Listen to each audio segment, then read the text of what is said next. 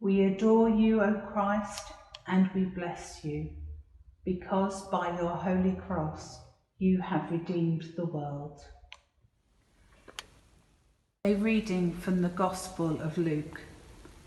Then Simeon blessed them and said to his mother Mary, "This child is destined for the falling and the rising of many in Israel, and to be a sign that will be opposed, so that the inner thoughts of many will be revealed, and a sword will pierce your own soul too."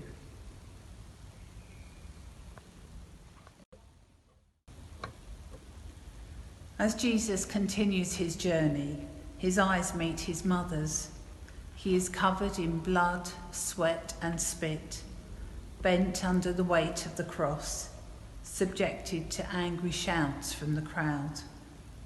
And Mary, experiencing every mother's worst nightmare, that her child will suffer harm, feels a sword pierce her soul.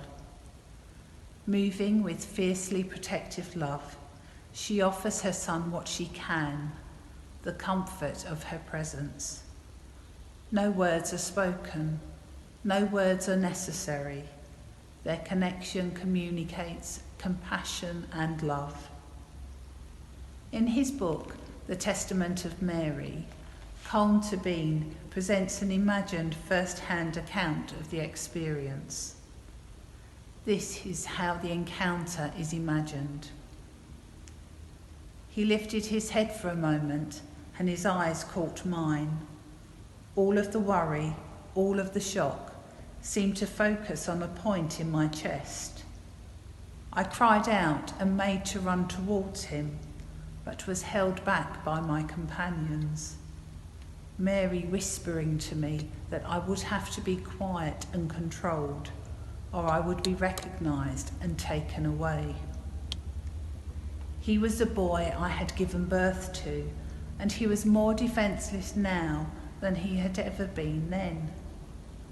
And in those days after he was born, when I held him and watched him, my thoughts included the thought that I would have someone to watch over me when I was dying, someone to look after my body when I had died. In those days, if I had even dreamed that I would see him bloody and the crowd around filled with zeal that he should be bloodied more, I would have cried out as I cried that day, and the cry would have come from a part of me that is the core of me. The rest of me is merely flesh and blood and bone. The pain of watching a loved one suffer can be unbearable. We want to take that pain away and carry it ourselves. I remember when my father-in-law died and I saw my beloved stricken with grief. I longed to be able to take that pain upon myself and to release him from the hurt. We know that loving someone so deeply can be painful, and sometimes we may lack the patience to walk with them in their suffering. Sometimes we may turn away because the burden is too heavy. Even though the challenge to love may at times feel overwhelming, we are invited to put ourselves aside and be present to those before us. We can look at Mary as a model for the times when we are going through trials and tribulations, and in the messiness of life, remember her focus on her son and that enduring love, which transformed pain into a greater love. To give completely, like a mother gives to her children, is a profound gesture. Mary gave her entire self, even if it meant suffering unimaginable pain. Sometimes we are called to give until it hurts, and if we are to follow the example of Mary, we will respond regardless of the cost.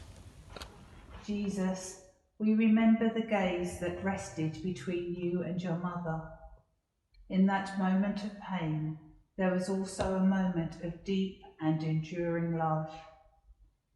Give us the courage to bring that love into those places of fracture and disharmony in our lives and our communities.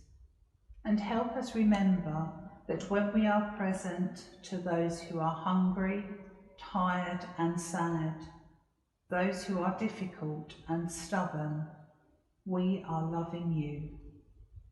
Amen.